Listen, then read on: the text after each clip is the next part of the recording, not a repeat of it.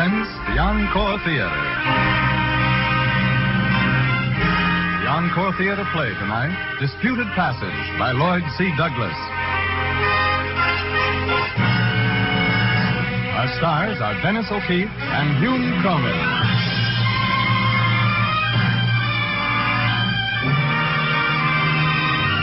Tonight presents another in a new series of great dramatic programs. Some of our stories are fact, the struggles and accomplishments of great men of medicine. Others are fiction, stories of devotion to an ideal, individual heroism, or great courage. By these programs would remind you that medical science and progress are not cold, impersonal research or pages of statistics, but a warm human story told in living terms, whether it's the life of one of medicine's immortals or the everyday record of service rendered by your own physician. And now, Disputed Passage, starring Hume Cronin as Tubby Forrester, Lorene Tuttle as Audrey, and Dennis O'Keefe as John Wesley Beavan, who tells us our story.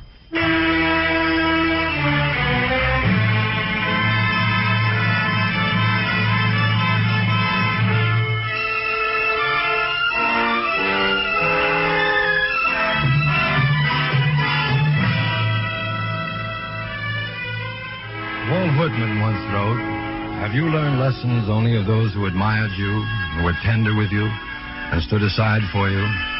Have you not learned great lessons from those who braced themselves against you and disputed the passage with you?" Somehow that explains my relations with Dr. Milton Forrester, more commonly known as Tubby, far better than I am able to put into words. I chose that medical college just because he was teaching there.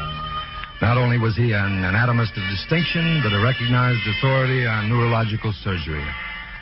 Hundreds of practicing physicians were proud to be able to say that they had studied anatomy under Forrester. But they also usually added that Tubby was a brute and a sarcastic bully and anything else that they could think of. No, Tubby wasn't easy, and he aimed his words like a knife thrower. I'll never forget that opening class in anatomy. Gentlemen, you will quickly classify yourselves into the categories where, by native gift and intention, you properly belong. Only a quarter of the class will turn out to be better than average students, better than average doctors. 10% of the class, the top 10%, will have much more to offer than diligence, concentration, and honest labors. They'll have self-discipline, and it'll be, for the most part, effortless and automatic. When the job becomes important enough to warrant your membership in the fortunate 10%, the outside distractions will not worry you.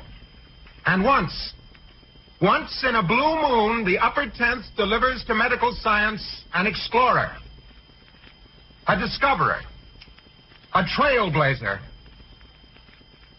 Is there anyone here who will tell us someday what we want to know about cancer? Will one of you someday give us a preventive for infantile paralysis? The two important gentlemen who are to perform these feats are, if I may venture the prediction, already born. They may be students in some medical school. They may be in this room now. Everyone in the class sat motionless, transfixed, those words shivering down each individual spine. They were meant to kindle a fire, and they did. That was Tubby at his most inspirational. A moment or two later, I had a chance to see him at his most sarcastic. And now we'll call the roll. On this occasion, you'll stand when your name is spoken so that I may identify you. John Wesley Beavan. Kindly arise, John Wesley, wherever you are, and let the congregation see you. Yes, sir. Uh-huh. I observed by your registration form, John Wesley Beavan, that the first college you attended is a righteous little institution engaged chiefly in the manufacture and disbursement of preachers. Tell me, is it your belief, Mr. Beavan, that on the last day the trumpet shall sound and the dead shall be raised incorruptible? Well, sir, it's a theory that hasn't been disproved yet. When you write home to your pastor, tell him I'd like to discuss that with him sometime. I don't think he'd be interested, sir. What? Not interested in defending his beliefs? Not interested in any discussion of theology that came from a professor of anatomy. Ah. Thank you, Brother Beaver. Perhaps you'd do better if you stuck to your rhetoric. You may find anatomy difficult. We'll see. You may sit down now. Sometimes he was biting, sometimes unbelievably courteous. Sometimes he was angry, sometimes flaming. Always he was a challenge. He liked to keep you fencing. He'd dart to any side of an argument just to see if you'd kept your wits about you. At Christmas, most of the students went home, but I had no place to go except my sister's, and she lived too far away. At 4 o'clock on Christmas Day, I was in the lab working over a drawing of some mussels when Tubby walked in. Nice way for a pious young Christian to be spending Christmas Day. I should have thought you might be playing Santa Claus at some Sunday school festivity. No one would have me. Not Tubby enough. May I venture to inquire what you think you're doing? We passed this drawing some days ago. Yes, sir, I know. I was just curious about it. Why? Well, as far as I can see, the nerves in control of these non-functioning muscles are of the same structure and caliber of those of the frontalis. Why haven't they atrophied? I see you're interested in nerves. Why? I couldn't explain, sir. They just interest me. Would you be good enough to tell me, sir, what I want to know about this one? No, I won't tell you. Pardon me. I won't tell you because I don't know. Well, then I suppose nobody knows. Are you trying to say something smart, young man? No, sir. I never was more honest in my life. I think that if you don't know, it's very unlikely that anybody else does. Oh. You through with that thing for a while? Well, I can stop, sir, if I have to make a call. You might come along and have dinner with me as long as you've got nothing better to do. Well, thank you, sir. That's very kind of you.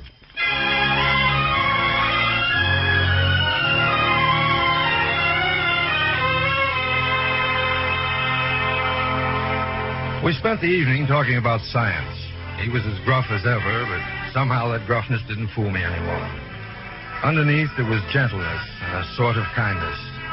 However, he wasn't gentle as far as I was concerned. He was merciless in his demands, and the way he found fault with everything I did, I was sure he had a little use for me. In class, we were always crossing sabers, and Tubby would goad me into an argument every chance he got. Now, I know I learned by those arguments, but at the time, they certainly rankled. And at last, after eternities filled with charts, examinations, microscopes, and lectures, we were ready for graduation.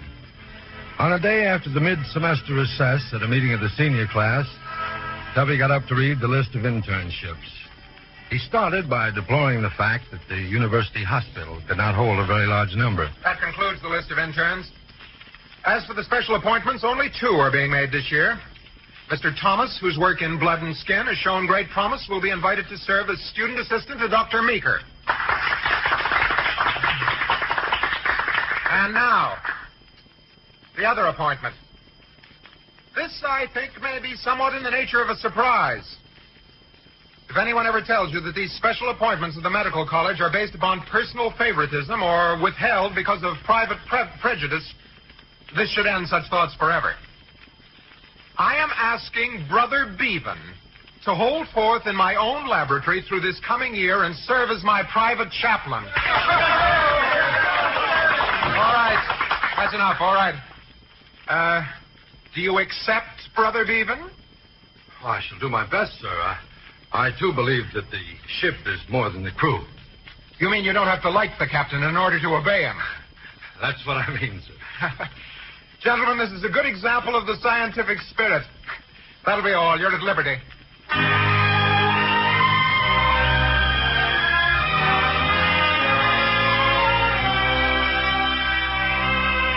And so Tubby and I went to work together.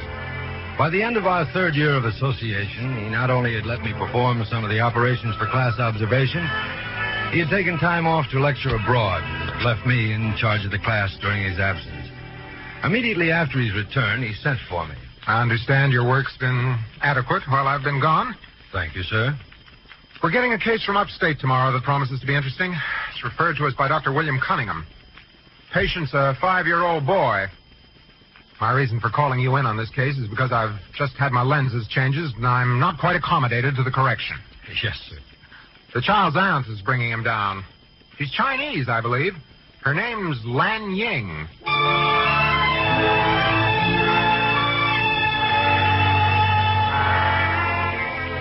Lan Ying. A lovely, fragile name that meant English orphan. I wondered what she was like, and since I had some instructions for her nephew, I phoned and asked her if I might come up for a moment. And so we met. In the hallway of the Livingstone Hotel. And it might have been a mountain in China. Or any other of the world's most romantic places. Hello, Dr. Bevan. Won't you come in? I'll never forget how she looked that first day. She was dressed in a black oriental jacket and trousers.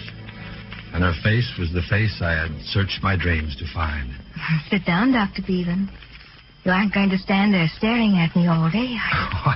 I beg your pardon, but, well, you see, I had heard you were Chinese. By heredity and birth, I'm completely American. My name is Audrey. But by environment and background, I am Chinese. I was born in Hong Kong, Doctor. My mother died in childbirth. I was taken in by a wealthy Chinese merchant and his family. Your father? They knew my father well. He died soon after my birth, and so Sen Ming and his family raised me as their own. Oh, I'm sorry. I've talked your head off. Oh, no. Really, I'm very interested. Oh, excuse me. Hello? Yes, he's here. Just a moment. It's for you, Dr. Bevan. Oh, thanks. Hello? Yes. Yes, I understand it's an emergency. What's your temperature? Pulse? I'll be right there. Bye. I'm afraid that... Yes, I heard. Look, I want to hear some more about China, and I must talk to you about our patient, so... Well, how about having dinner with me tonight? I'd love to.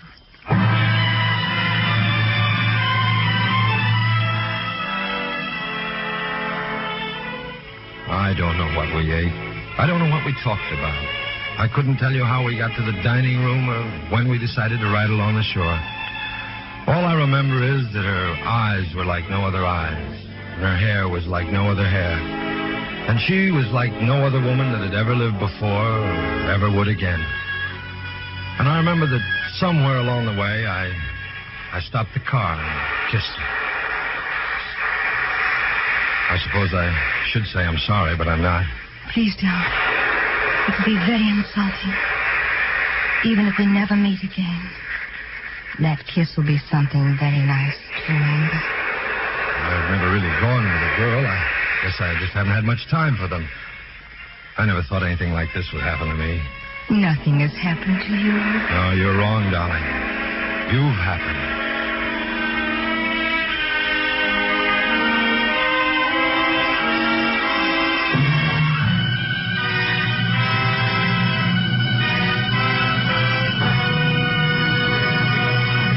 In just a moment, we will continue with Disputed Passage.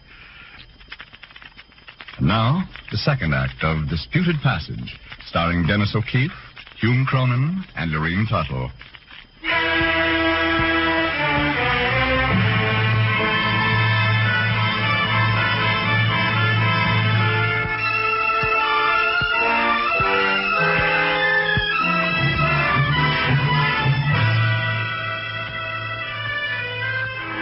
I saw Audrey often through the months that followed.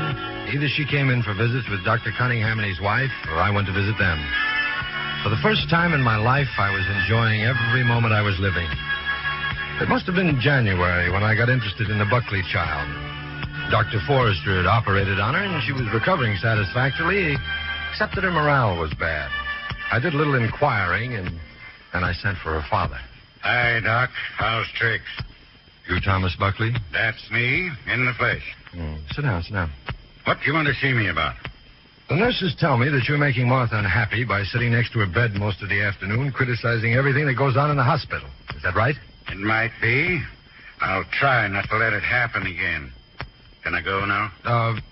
What do you live on, Buckley? Well, my wife makes little pot holders. I peddle them. Mm-hmm. Where do you live? Up at the edge of town. A few cheap little houses up there, just this side of the reservoir. Were you living there when Martha took sick? Yeah. What sort of a neighborhood is it? The ambulance got stuck in the mud, had to be hauled out. There was another case of polio brought in from that district yesterday. No, Doc. Doc, that's not what ails the Collins girl. No, Doc, she'd had the flu and they were afraid of pneumonia. If they say she has infantile paralysis, they're crazy. the matter with you, Buckley? Nothing, Doc. Come on, Buckley, don't be evasive. You're withholding something. I'm going to find out what it is before you leave here. Okay, Doc. You don't have to get rough about it. But if you squeal, you'll wish you hadn't. Now, this is what happened. There wasn't any water in our houses, and the old hog who owned them wouldn't pipe it in. So this fellow Billis said we'd do our own plumbing. You mean you tapped into a water main? Yeah, it wasn't much of a trick. Just your house and Billows? No, 4. Collins and another fellow did the digging, so we let them in on it, too. Uh-huh. When you heard about the diagnosis of the Collins child, you began to make deductions. You think it's in the water. I suppose you tapped into the main between the reservoir and the filtration plant, right? Yeah. Well, the whole affair will have to be investigated promptly and thoroughly. It can't be. There's more to it than that. This Billis fellow just got through serving a prison term, and he ain't going to be run in again without making somebody pay for it. Well, I don't know that it's that serious. Billis stole that pipe over in Wheaton. He had something on a fella in Wheaton named Rusty who owned a truck, and he made him haul the pipe here. You start something that exposes Billis, and he'll squeal on Rusty. Then you and me will both be taken for a ride. You better tend to your own business, Doc. But this is my business, Buckley. The result of this investigation could be of tremendous significance. Now, look, Buckley, come on. What do you say? Let's go have a steak and talk it over.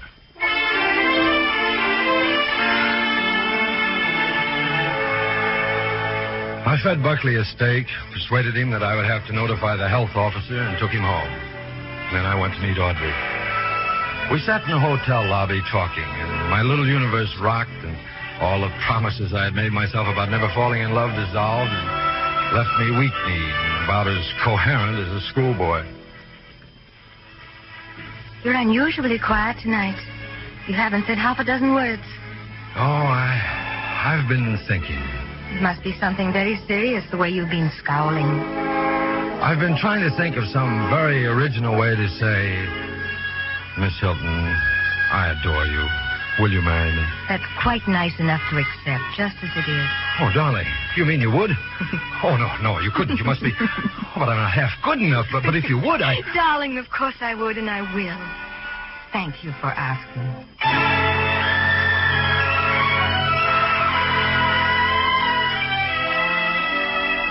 Well, looking back on that night now, it still seems like a jigsaw with none of the pieces fitting. Right after I left Audrey, Tubby came to see her. Yes? I'm Dr. Forrester. Oh, I've heard Dr. Bevan speak of you often. Come in. I wanted to talk to you about Jack Bevan. Of course. Won't you sit down? Thank you. I'll come to the point immediately.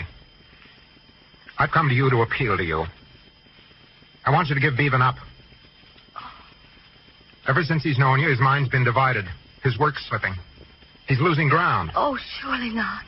You think he loves you. Perhaps he does. But he loved his career for a long time before he loved you. I love him. I wouldn't interfere in his career. I'd be very proud of it. Unless he's completely alone, he can't give his best to science. But what you ask is impossible.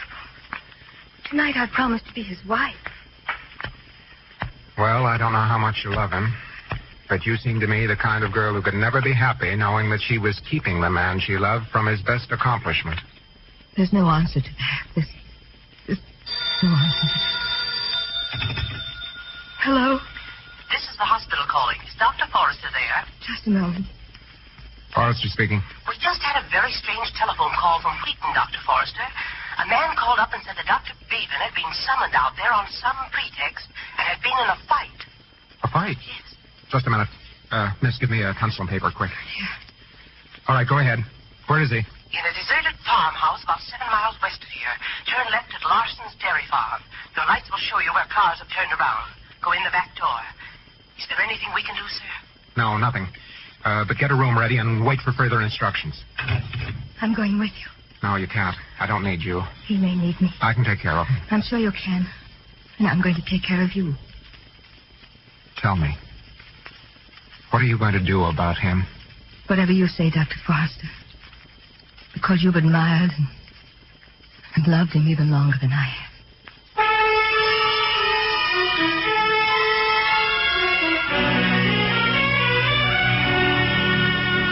Hold this flashlight on his face, please. That's right. Steady now. Will you want hot water? I could try and find a stove. No, I'm not doing anything now but a simple bandage. There's a very serious concussion here. Willie. Is he going to die? I hope not. Look, I'll have to drive down the road to telephone for an ambulance. Will you be afraid to stay here alone? Yes. But I wouldn't do anything else. If he wakes up, is there anything I can do for him? He won't wake up. Not until that pressure's lifted. And only then, if God's with us. I'll leave you the flashlight. No. You'll never find your way back to the car. I don't like to leave you here alone in the dark. He's alone in the dark. I'll get back as fast as I can.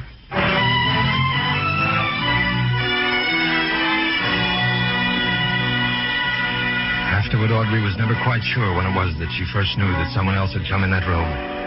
Perhaps it was the sound of breathing. Perhaps instinct. But suddenly she stood, a chill fear darting through her and her heart racing. At last she spoke. Who's in this room? It's me, Thomas Buckley. What are you doing here? I came back. Doc was good to me. He gave me a steak lunch. I didn't want to leave him to die. Are you one of the men responsible for this? No. It was Billers and Rusty. They brought me out here to get me out of the way so I couldn't testify against them. I got away about 5 miles down the road and telephoned Dr. Forrester. I've been all this time walking back. Oh. When Dr. Bevan hears of this, he'll be glad to have had such a good friend. The ambulance will be here in about 15 minutes. Have to operate as soon as I can get him to the hospital.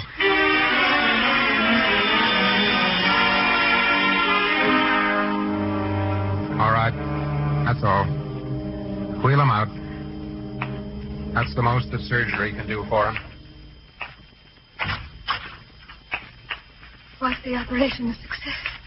It was a surgical success. We won't know yet for several hours whether he'll pull out of it. I'll get you a room. You'd better get some sleep. No, I'll wait with you.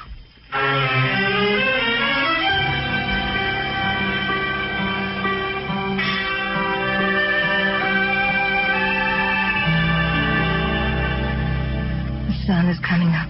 Yes. Oh. He's moving. Oh. Does it mean anything? Yes. As he's recovering consciousness. Oh, Dr. Forrester. Here. Let's not have you fainting now when everything's all right. You will be all right. Yes. Then I will go as I promised. No. You're not to go. You're not to go, do you hear me? He needs you. He needs someone to work with him, to help him. You really mean you want me to stay now? You don't want me to leave him, really? My dear. Forgive an old man a very human mistake. I thought he'd be better alone. But any man must be more inspired with a woman like you beside him. Dr. Tubby Forrester, I love you very much. Hey, what's going on? Close my eyes for a minute and I find you... Darling. Oh, darling, how do you feel? Oh, pretty good. What did you do, Tubby? Look inside my head to find out what was in it? Something like that. Thanks. Tubby, we haven't gotten along too well. What do you mean? What do you mean we haven't gotten along too well? Quite better than any two people I've ever known. Man needs a good sparring partner. Okay. I just wanted to say thanks for everything. You're welcome. And now, if you'll excuse me, I'll get on down the hall. I've got some sick patients to look at. You're a convalescent now. See you later. And keep absolutely quiet. You pull any of those stitches, I'll bash your head in. Whatever you say, Doctor. Somehow I think this quarrel is over. I don't think you two are going to dispute the passage anymore. He's a great man, Audrey. And a great doctor. You're two of a kind, darling. No, Audrey, you may be prejudiced. But I love you for it. Come here for a minute, will you? Kind of get in the kissing range? Whatever you say, Doctor.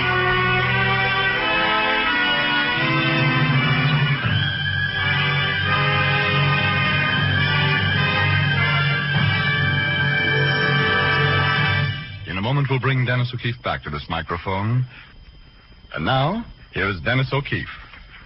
With this, the last broadcast of our present series for Penicillin Shenley, Shenley Laboratories extends its appreciation to those who made this program possible. The men whose lives reflect the spirit of devotion and service to mankind, which has been our dramatic theme. Once again tonight, Shenley Laboratories salutes America's men and women in white and proffers the hope that their dedication to the ideal of helping humanity may serve as a model for all of us who are now trying to build a better world. Disputed Passage was produced and directed by Bill Lawrence and was presented through the courtesy of the author, Lloyd C. Douglas. It was a Gene Holloway adaptation. This is Frank Graham speaking. This is CBS, the Columbia Broadcasting System.